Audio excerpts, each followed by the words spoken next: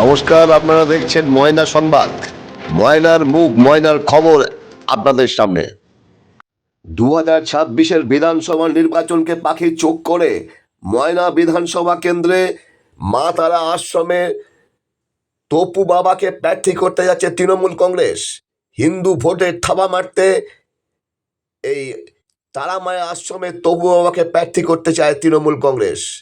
জানা গেছে রাজনৈতিকভাবে তিনি অভিজ্ঞ, পূর্ব আশ্রমে তিনি রাজনীতি করতেন, তাই তাকেই প্রার্থী করে চমক দিতে চাইছে তৃণমূল কংগ্রেস।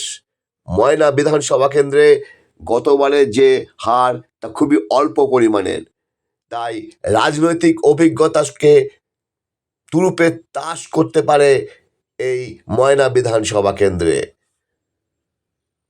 ময়না থেকে সিদ্ধার্থ শঙ্কর রায়ের রিপোর্ট, ময়না সংবাদ।